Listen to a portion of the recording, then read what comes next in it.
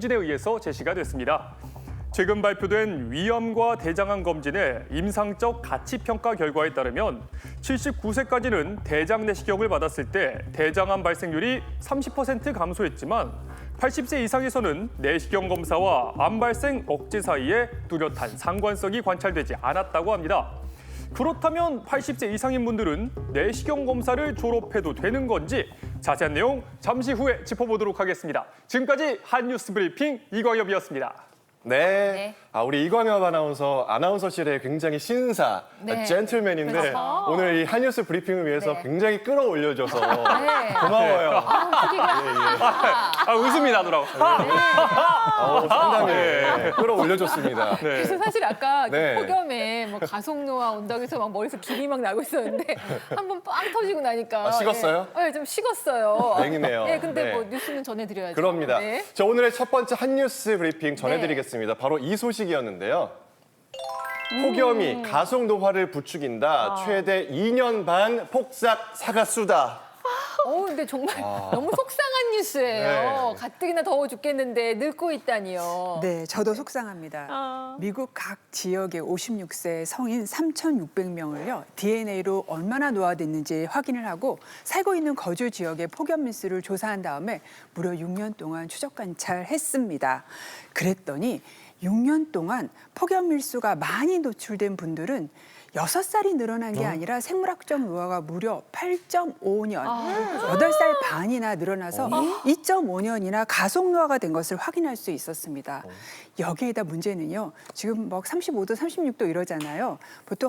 우리나라 보통 여름 평균 날씨가 27도부터 한 32도 정도 되거든요. 네. 요 정도의 날씨에도 폭염 밀수가 10% 증가하면은 생물학적 노화는 43년. 연으로 따지면 43일. 깜짝이야. 43일. 큰일 날 뻔했습니다. 0.12년 역시 빨라지고 있다고 보고되고 있는데, 안 그래도 요즘에 뭐 지구 온난화 해가지고 날씨가 더워지고 있어서 정말 큰일입니다. 아니 그러면은 뭐 덜 늙으려면은 남극 뭐 북극 어디인가를 가야 되는 건가? 이게 폭염이랑 이게 노화가 대체 어떤 관련이 있길래 2년 반이요? 2년 반이나 폭삭 늙는다고요? 지끈지끈합니다. 폭염은 기본적으로 체온을 상승을 시키게 되고요. 탈수를 유발하기 때문에 이게 인체에 엄청난 스트레스를 줍니다. 이때 우리 몸에서는 활성산소가 생기게 되는데요. 이 활성산소가 산화 스트레스 주고 염증 반응도 주니까 세포 자체가 또 노화가 일어나고요. 또 폭염 자체가 DNA에 있는 유전 물질을 변화시켜서 노화를 촉진시키기도 하고요. 또 되게 더우면 면역 기능도 떨어지잖아요. 그렇기 때문에 감염이나 여러 질환에 대한 취약성도 높일 수 있습니다. 네.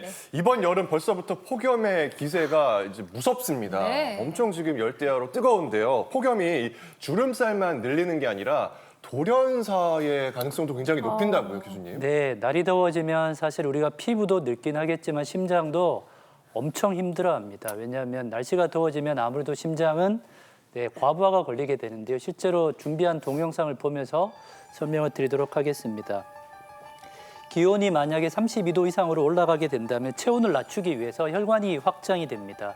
심장은 당연히 일을 많이 해야 되기 때문에 심박수가 증가하게 되고요. 당연히 이게 이제 일정 수준 이상의 과부하가 걸리다 보면 건강했던 사람들이야 괜찮지만 심장이 원래 좋지 않았던 분들은 갑자기 돌연사를 할 수 있는데 약 20% 정도 상당히 높은 수치로 보고가 되고 있고요. 그래서 실제로는 뭐 말씀드렸지만 건강한 사람은 별일이 없지만 고혈압이나 심장질환, 고지혈증 같은 만성질환이 있는 분들은 특히나 더 위험할 수 있고 세계보건기구 WHO에서도 폭염이 증가할수록 약 10년 뒤쯤 되면 심장우리란 돌연사의 위험이 233%, 즉 약 2배, 2.3배 정도 증가한다고 하니 날씨 더워지면 심장병도 상당히 걱정을 많이 해야 할 것 같습니다. 네, 심장이 아프려 그래요. 네. 폭염에 이제 심장에 과부하가 걸리면 문제는 생명을 잃을 수 있거든요. 그럴 때 발생하는 위급한 증상을 알아야 우리가 대처를 할 수 있을 텐데요. 어떤 증상들이 있을까요? 네, 일단 날씨가 아주 더울 때 밖에 나가 보시면 느끼실 수 있을 것 같습니다. 첫 번째, 혈압이 떨어지기 때문에요. 앉았다 일어날 때, 즉 자세를 바꿀 때 어지럽습니다. 이걸 체위성 저혈압이라고 합니다. 두 번째는 맥박이 괜시리 빨리 뛰기 때문에 가슴이 두근거림을 느끼게 됩니다. 세 번째는 소변량이 줄어들게 되고 소변을 봤을 때 색깔이 아주 진하면서 냄새가 많이 나게 됩니다. 마지막으로는 피부 탄력이 이렇게 잡았을 때 피부가 좀 쭈글쭈글해지면서 탄력이 떨어지는 이런 상황이 보이게 되는데요. 특히 언제 심하냐 하면 하루에 따져봤을 때 오후 4시에서 5시 사이가 가장 덥기도 하고 신체가 적응하다가 시간이 결국에 한계에 이르기 때문에 오후 5시가 가장 무섭습니다. 그래서 야외에서 일을 많이 하시는 분들은 저 시간대는 좀 피하시면 좋을 것 같고 앞에서 말씀드렸던 증상들이 생기면 바로 즉시 작업을 멈추시고 물을 드시고 휴식을 취하거나 또는 증상이 심하시면 바로 병원에 빨리 가셨으면 합니다. 네. 교수님 병원에 환자가 오는 시간도 그러면은 이렇게 이런 때는 좀 있겠네요. 네, 어제 정확히 4시 59분에 환자분이 심정지로 오셨는데요. 네, 지금 중환자실에 계시는데 딱 연세 드신 심부전 환자신데 네. 날씨가 더운데 바깥에 외출 가셨다 갑자기 심정지로 오셨거든요. 그래서 심장이 나쁜 분들은 이렇게 더운 날씨에 항상 조심을 하셔야 될 것 같습니다. 그런데 말입니다. 네. 심장만 그런 게 아니라 폭염에는 뇌도 열을 받아서 이렇게 머리가 지끈지끈해져요. 실제로 32도 이상이 되면은 뇌졸중 위험이 66%가 올라간다고요, 송 교수님. 네, 뇌도 열에 약한 장기입니다. 말씀하신 대로 이제 폭염에 오래 노출되게 되면 뇌에서 체온을 조절하는 중추와 그 수분 섭취를 조절하는 중추가 고장이 나기 때문에 우리 몸에 탈수 현상이 생기게 되고 탈수가 되면 혈액이 농축이 돼서 이제 끈적끈적하게 되죠. 그럼 혈전이 잘 생기게 되는데 그 혈전이 혈관을 막으면 뇌 경색이 올 수가 있고 또 압력을 이기지 못해서 터지면은 뇌출혈이 올 위험성이 높아지게 됩니다. 네, 저는 야외 운동을 좋아하다 보니까 이미 피부는 다 익어버렸고요. 네. 그러게요. 그렇네요. 많이 가끔은 타네요. 뇌가 익는 느낌이 들 때가 있거든요. 진짜. 어떤 증상이 있어야 이 뇌에 이상 신호인가요? 네, 이제 탈수 때문에 뇌졸중이 잘 생길 수 있다는 말씀을 드렸는데 혹시 한번 따라해 보시겠습니까? 맘마, 맘마? 랄라, 랄라. 가가. 가가. 혹시 방송 보시다가 이게 갑자기 어느 날부터 안 된다 그러시는 분은 꼭 병원에 가셔서 의사 선생님과 상의해 보시고요. 이렇게 갑작스럽게 말이 어둔해지거나 한쪽 팔다리에 마비가 온다. 한쪽 팔다리에 뭐 감각이 이상하다. 이런 경우에 반드시 병원에 꼭 가보실 필요가 있고 겪어보지 못한 두통, 또 갑작스럽게 어지러움증이 생겼는데 균형을 못 잡고 또 시야가 굉장히 흐려지거나 보통 이제 IMS 영화관처럼 이렇게 시야가 딱 들어와야 되는데 한쪽 시야가 까매지거나 흐려지는 경우에는 굉장히 위험한 뇌의 이상 신호일 수가 있습니다. 특히 뭐 고혈압이나 원래 심혈관 질환이 있으신 분들이 이런 증상이 생기시면 빨리 병원에 가셔서 의사 선생님과 상의를 해보실 필요가 있습니다. 사실 저도 제 환자분들께 이 미지근한 생활 패턴을 좀 유지하셔야 된다 이렇게 말씀을 드립니다. 지금 이제 에어컨 없이 생활할 수가 없는 시대인데요. 너무 이제 에어컨 그러니까 온도를 낮추거나 그러면 안 되고 적정 온도에 유지하시고 찬물 샤워도 좋지만 기저질환이 있으신 분들은 갑자기 너무 냉수 마찰을 하게 되면 심정지가 올 수가 있기 때문에 미지근한 물로 샤워를 하시고 또 야외 활동을 할 때도 지금처럼 너무 더울 때 말고 뭐 해진 다음에 외출을 하시든지 이런 식으로 좀 미지근한 생활 패턴을 유지하시는 게 그 폭염으로 인한 그 뇌졸중을 막는데 중요한 예방법이 될 수가 있습니다. 네. 미지근한 삶을 살고 있는 저로서는 참 네. 반가운 얘기입니다. 네, 저는 물도 미지근한 거 마시고 에어컨도 좀 많이 안 틀어서 저희 남편이랑 아들이 아주 힘들어하거든요. 네, 미지근한 게 좋다. 예, 강력 주장할 수 있겠네요. 근데 저 이렇게 심각한 상황에 이런 질문을 해도 될지 모르겠지만 땀을 좀 많이 흘리잖아요, 요즘. 네, 네. 맞아요. 혹시 좀 살이 좀 빠질까요? 뱃살도 같이 빠지면 좋을 것 같은데 제발. 도움이 될까요? 네, 땀이 나면 수분이 빠지게 되니까 체중이 줄어듭니다. 근데 이때 빠지는 거는 살이 빠지는 게 아니라 수분이 빠지는 거기 아이고. 때문에 물을 드시면 금세 회복이 됩니다. 절대로 땀 빼서는 살 빠지지 않으니까요. 너무 사우나 오래 하지 마시고요. 또 이 폭염은 피부에도 나쁜 영향을 미쳐서 피부 노화, 주름을 더 많이 만들기도 하고요.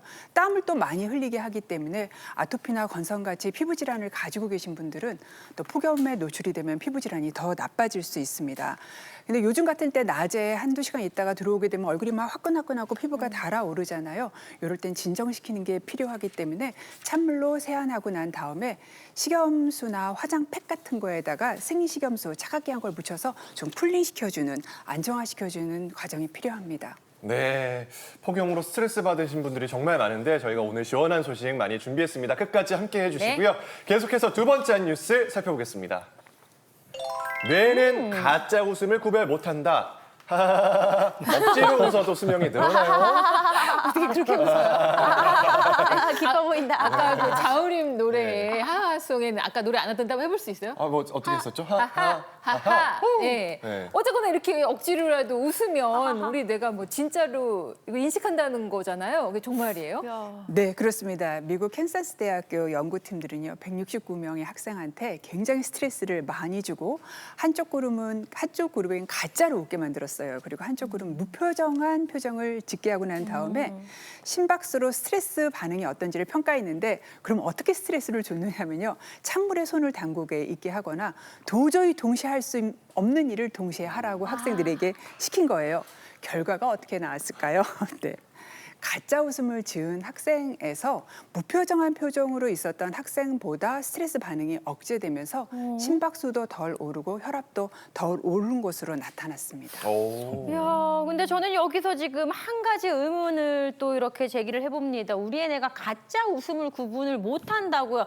내 뇌가 그럴 리가 없어. 어렸을 때부터 똘똘하다, 센스 있다 그런 얘기를 좀 들어온 저로서는 도저히 이해가 안 됩니다. 왜 그러는 거야? 진짜 모르는 거니 너? 네, 제가 하나 퀴즈를 드릴게요. 네. 우리가 웃을 때 네. 얼굴 근육 몇 개가 사용이 될까요?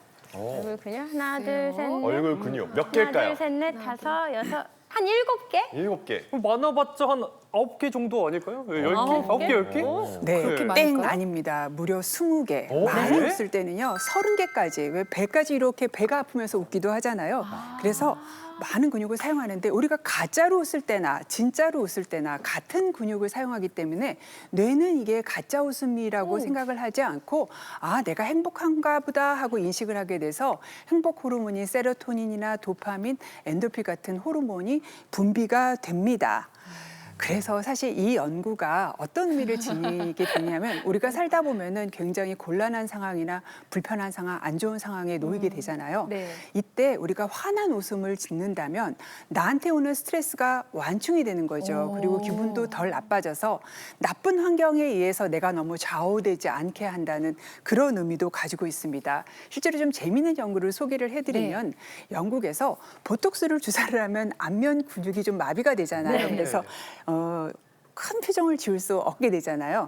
이렇게 보톡스를 맞은 분들과 맞지 않은 분들을 비교를 하면, 맞은 분들은 찡그릴 수가 없으니까 부정적인 감정이 얼굴에 덜 표현이 되고, 안 맞은 분들은 마음껏 찡그리게 되니까 맞은 분들에서 행복감이 조금 높아졌다는 그런 보고도 있습니다.